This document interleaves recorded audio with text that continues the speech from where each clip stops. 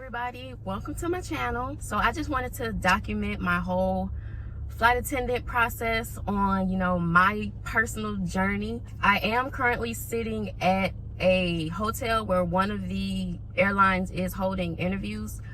This isn't like a what is it called, job fair type of interview. I had already applied online and then got the invitation for the interview. I originally had it I want to say 1 or 2 weeks ago with this airline, but I had to reschedule it.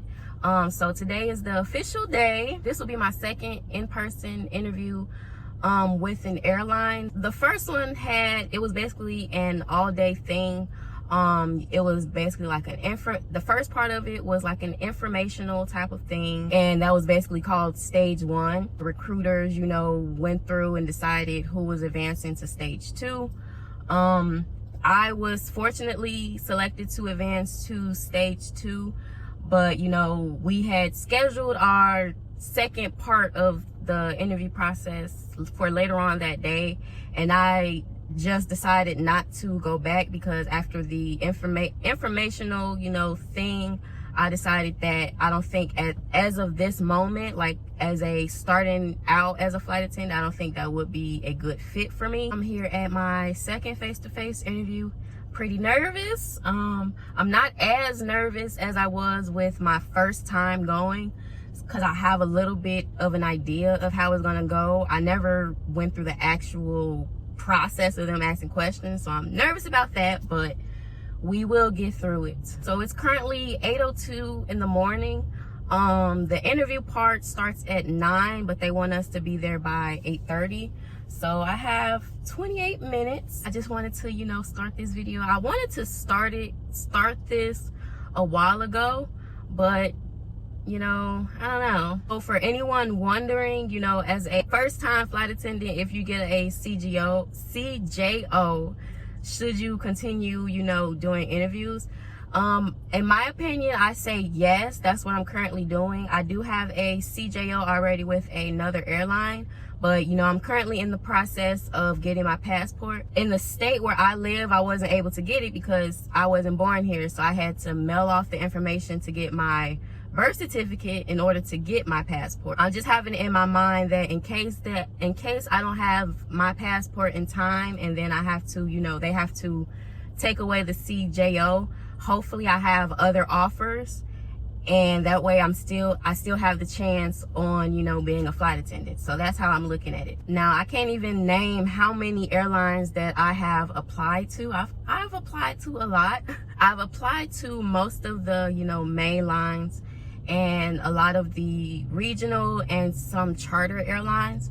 My first face-to-face interview was with a charter, and I have the CJO with a regional. I've heard back from 3 of the major airlines, which were thanks but no thanks, and though 2 of them was mainly because I don't have my passport in my hand right now. So I'm looking at it, maybe now's not the time for me to be on those airlines. The other one, I think maybe it was because of the video interview. I think probably it was because of the video interview. I feel like I don't think I did terribly, but I feel I didn't do as good as I would have wanted to have done. So, and that airline was the very first airline that I've done any type of interview with. So of course, for me, the first time maybe wasn't, I look at it as practice. So I didn't let that, deter me from going forward with other airlines. I'm still gonna push through, and I'm still gonna, follow my dream job. So I will catch up with you guys after the interview. All right, so interview is over. I am officially out. Again, if you guys remember, I had to go in at 8:30. It is now 5:48. I actually came out like, I want to say 5:40, but my phone died. So I'm pretty sure you guys are waiting for the news. Drum roll, please. So I got offered a CJO. I am so happy. I want to say I am surprised, but at the same time, I don't want to say I'm not surprised. Like, if it don't make sense, like, I didn't let my nerves get to me. My previous face-to-face experience that I had kind of, you know, helped out. When I first came in, there was this other lady. Me and her was basically talking throughout the whole thing. So it's like I was talking to somebody, or I had somebody to basically talk to basically get my mind off of the whole thing. But yeah, I kind of figured, like, during the interview process, I'm not gonna lie, I kind of figured that I was gonna get a CJO. The reason is because the way the interviewer was talking, you know, they say the normal things of you'll normally hear back in maybe a week or two, you know, have to go through everything. They have to look at his notes and everything. But I kind of figured that I had the, you know, job. So I'm not gonna go really into detail of exactly what happened, but I will say what I feel that I can say. It started out, yes, I'm buttoning up my shirt because, like, for whatever reason, this button, every time I put my purse on, this top button unbuttons. Started out like, you know, the whole group of everybody who came in for the interview.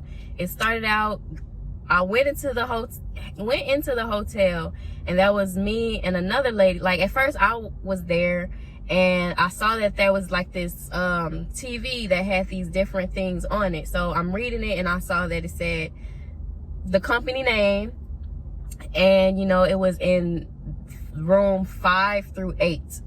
So I'm thinking, okay, maybe it's upstairs. So I start walking towards the elevator, but then I'm like, I don't know. So there was another lady who walked in as I was walking back to the TV, me and her looking at the same thing. So we're thinking the same thing. Let's go see if it's upstairs. Me and her go upstairs, and then we just saw that there was room. So we're like, no, I don't think it's up here. So happily, when we came back down, we turned the corner, and another lady who I was just looking at, she was saying, oh, I think it's over here. It's a whole group of people over here. So it's literally like around the corner. So we were standing there. There was a lot more people here in comparison to my last face-to-face interview. One of the things that I made sure I did this time when I came in, I went straight to the bathroom, because when I was at my last face-to-face, I went there and, you know, I did the normal, but I was more nervous, so I kind of kept to myself, but I really didn't. Like, when we went into the room and I started talking to this other guy, and while they was doing the informational piece of the charter airline, it's like I had to go to the bathroom. So it was like I was trying to hold it, but then it got bad, so I just walked out in the middle of it, and I felt like that messed up my chances, but it really didn't, because I was invited back for part 2. But back to this airline, first thing I did was went straight to the bathroom, you know, made sure I'm good. So same, it was pretty similar. The whole group of everybody, we went into this one room. No, the difference was we started out in a line, and they was basically checking us in, basically checking our IDs, and then we got our name tag. I had to make sure the company name is not on this name tag, but this is my name. But we got our name tag. We went to get our height measured and see if we could fit into the jump seat.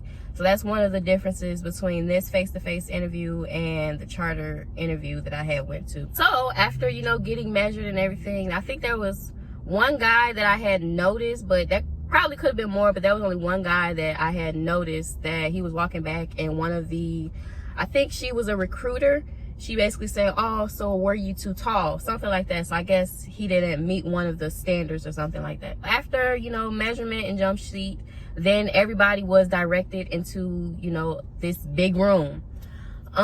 So we waited, and then I think around maybe 9 o'clock, that's when, you know, the informational piece began, where they, you know, introduced themselves and, you know, gave backgrounds on the airline itself. I think everybody either used to be a flight attendant, was a flight attendant, or was, you know, doing flight attending and, you know, administrative type of work. I'm talking about everybody who introduced themselves, not us interviewees. So, you know, we went through that phase, and then after that, that's when they started calling everybody back, like, for interviews. So it was mainly twosies. Like, they mainly called people in groups of 2.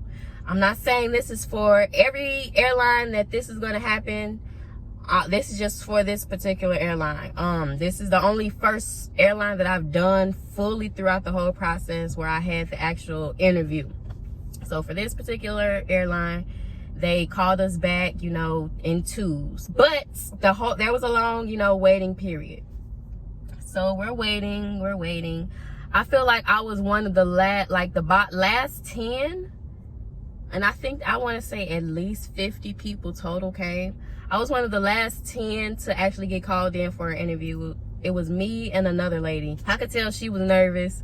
And I always think that I'm the nervous one. Like I was honestly more, you know, going with the flow, you know, less nervous than she was. But yeah, we had our interview. I did a lot of research. I did a lot of research between, you know, for the flight attendant interviews. And, you know, one of the advices that I've always seen come up was, you know, show that you're a leader, but don't take control of everything. Like, show that you're also a team player. So the first question that was he asked, he didn't really say, he said that basically we're both going to answer the same question, basically taking turns, but he never said, okay, I'm going to start with you and then you. Like, it was never that. So I think that was part of the test on seeing, you know, the leadership and the teamwork type of stuff. So he asked the question and it was silent for a little bit. I'm looking at her, I'm like, you want to go first? Okay, so she went, she, you know, gave her answer, I gave mine. And then it's like after that, I feel kind of bad because it's like she went first, and then the second question, you know, I took the lead on going first. And then after that, you know, I'm like, okay, you want to go first again? And then for this one, she was like, oh no, I'm thinking. And I felt like that, you know, in a way, I feel bad for it, even though I didn't do nothing, but I feel like I gave the attention to her when she wasn't ready for it. If you understand what I'm saying, then yeah, but I kind of feel bad. But yeah, you could tell that she was nervous. But you know, after we gave our answers, then he had us read like this little announcement sheet, but he didn't have us read the whole thing. It was like, we'll read like a couple words and then he'll say, all right, that's good, that's all I need to know. So we took turns doing that. And then after that, he told us that he's gonna have basically one-on-one with us. So he had the one-on-one with her, and it was basically just asking if we had any additional questions that we may not want to ask in front of the other person. So he asked her first. I stood outside. Mind you, the room that we're in, we're not just the only two in there. It's like I want to say there was a total of 5 to 6 interviewers. That was, you know, flight attendants also, and each person had 2 people. So we're all in the group, in the same room, but we're all doing different interviews with different people. 2 people per one recruiter or interviewer. So I step outside the room, he talked to her, and then, you know, I come back, basically the normal stuff. I asked the question. It wasn't really a big question. So I basically had asked, and I was like, I'm not sure if you had already covered this in the informational session, but basically how long is the training? And he basically told me, I'm gonna continue the story once I get home, because I am currently like 20 minutes away from home. So I want to get home and finish the story. All right, I am back with the second part of this video. It is a couple days later, because once I got home, I actually went to bed. Because I had to work the next day. So it is now 2 days later. I had the interview on Tuesday. Today is now Thursday. But if I repeat anything that I already stated, I'm sorry. I don't remember exactly what all I already said. But I think I left off at, you know, me asking my question back to the interviewer. After, you know, I asked that question, you know, he gave me the answer. And then right at this point is like, I kind of knew that I had the job because of some of the questions that he was asking, like, so looking at your resume, you know, you've been with this company for like a good amount of time. So you have a great relationship with them. So we don't want you to, you know, lose that relationship with them. So given the fact that the training date, which I don't want to really say the exact training date because I feel like it'll give away what airline this is. But he was like, given the fact that the training date is on this date, this doesn't give you enough time to put in your 2 weeks notice. So he said, I'm gonna go and grab the recruiter, and me and you can talk to her to find out if there's, you know, any later dates available. So once he got up and got her, I'm like, so in my mind, I'm like, you wouldn't do this for somebody that, you know, you're really not thinking about considering. So he went and got her, and then, you know, she came in, and he was, I could say everybody was, you know, great people. Like, that's all I could say. They was great people. My interviewer, he, you know, had a sense of humor, which I'm glad that actually helped, you know, me, you know, answer the questions more comfortably. Like, I literally throughout the whole process, I wasn't nervous about like what I'm going to say. Like, I already had in my head, I have the face-to-face experience already, so I kind of got a feeling on how it's going to go. I'm just going to give the best answer that I can on whatever question they give me. This felt very, you know, great. But he went, got her, she came in, and, you know, he was explaining to her the situation. And then she said that there is plans on having later date classes, so we will be able to, you know, let you know what the date is once we actually find out what date it is. So basically what that means is they only knew the training date that's coming up. That was the one that was definite. Like, they knew the exact date on when it was happening, but any classes after that, they didn't know the exact date on when it was going to happen. But there is classes going up until the end of the year. So I felt, you know, really happy after hearing that. So, you know, interview was over, you know, thanked him. Me and him was joking, like literally through, in this interview process, when it was me and his one-on-one, we was literally talking about, like, as he was going down my resume, he saw that I used to work at Taco Cabana, and then he started, you know, talking about the margaritas, like how good they were and everything. Me and him started joking. Like, it was a great experience. After that, we went back into the room that we all originally went into when we first, you know, after the height testing and jump seat testing. We went back to that room and we was waiting. So up until this point, like, I saw, you know, the groups when they got called in, they would usually come back in, and then like a couple minutes, like 10 minutes later, everybody who was called during the last, I want to say 3 or 4 groups or twosies that was called, everybody will get called out, and then they officially going home. I don't know if they split it into 2 type of groups where, you know, they're not getting hired, or they're not getting hired, or they'll hear at a later date. And then there was the other group that immediately found out that they got CJOs. This is just an assumption. I'm not, you know, saying that this is what's happening or anything. This is just, you know, what I saw, and I'm just assuming. Only thing I know for sure for myself is once I went in the room, I waited on like at least 10 minutes, and then a group of us was called out. I was called, and we was walked down this hallway, and, you know, he told us, congratulations, you guys are being offered a CJO. So that was like, we was like, oh my God, I'm so happy for ourselves. Anybody wondering on, you know, how soon the processes will go for the different airlines, I don't want to say that this is for every airline. This is just my experience with this particular airline, that once we was offered the CJO on the spot, we went into a room, we got fingerprinted, and then we went to another room and got drug tested. So the drug testing and fingerprinting all happened in the same day. Again, there's other airlines who may do it differently, because with the first CJO that I was offered, I still haven't been sent any training dates, any training packets, no information on a drug test, no, you know, fingerprinting or anything, because they're basically waiting for me to have my passport in my hand. And then today, actually, like right before I started filming this video, I had another face-to-face interview.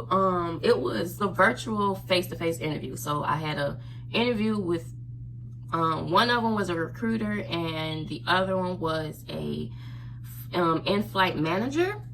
But they was, you know, real people, and I had an interview with them, and you know, I got another CJO. So at this moment, I have 3 CJOs with 3 different regional airlines. I am so happy. I feel that this was something that I looked up at the time. I feel like this is something that maybe really was my calling, or I know everybody says their dream job, but I feel like this is something that God had planned for me, because if you don't know, I'm currently at this moment, I work at a regular job. It's a warehouse job, but we, don't do the regular warehouse things. Like if you think of a warehouse, it's like a warehouse environment, but it's air conditioned, and we don't deal with, lifting up boxes all day. Like, I'm spoiled here. I always said, like, if I ever go to another warehouse job, it has to be on the same level as this job. But whatever, that was rambling. But at this job, I am a operations lead. So I am basically one position below a supervisor. Whenever the supervisor is off the floor or unavailable at the time because they may be in a meeting or something, the operations leads are the next in charge. Like they're running the floor. They just can't, write people up or send people home, stuff like that. So for the longest time, I've been at this job for going on 5 years in February. Well, it'll already be 5 years, but I wasn't officially hired on as a permanent teammate until February of 2017. So been in the building for 5 years already, but officially hired on almost 5 years. And for the past, I want to say one year, maybe in a year and a half, I've been applying for a supervisor position, and I was one of the lucky few to actually make it to the interview process each and every time, but I never did, get the position. And I started to, feel down about myself and everything. So I finally, I said, I don't want to say I gave up, but I finally started looking into something that I truly will be happy doing for the rest of my working career. And it so happened to be flight attending. One of the things that I was always nervous about was maybe it was my interviewing skills. Like maybe I wasn't all that good at interviewing, but to now be offered 3 CJOs, I want to say I could interview good. Like it's good enough. This year has been the year that I actually took it serious on trying to become a flight attendant. I want to say maybe 2 or 3 years ago, it was a thought like, oh, well, I wonder about being a flight attendant. And, I would watch flight attendant videos and everything, but I never actually took it serious. I never actually applied to any job. It was just a thought that, I was like, okay, let me just, whatever. So one day, like randomly in August, it was a random day where I was like, you know what, I'm gonna start taking it serious. And when I started actually taking it serious, I guess I want to say it was perfect timing, because a lot of airlines had just opened up their applications anyway. So I feel like it really is my calling. Yay me. So far, now that I have 3 CJOs, the one that I'm mainly, so far at the moment, mainly going towards is the one that, I started out the video at, that interview, that airline, because right now they're the ones who pays the most out of the 3 CJOs that I was offered. No, I'm not saying this is one of the highest paying regional airlines. I'm just saying in comparison to the 3 that I now have a CJO with, this one is the one that's paying the most. So I'm going to, officially, go through everything with them, and hopefully the next video is me at training or something along those lines. If you guys have any other questions that I may have missed, but keep in mind I can't really be I don't want to really be too detailed or give any information that the airlines really wouldn't approve, because, you know, I got these CJOs, but I'm not trying to get them taken away from me. So, thank you for watching, and I will see you guys next time. Bye.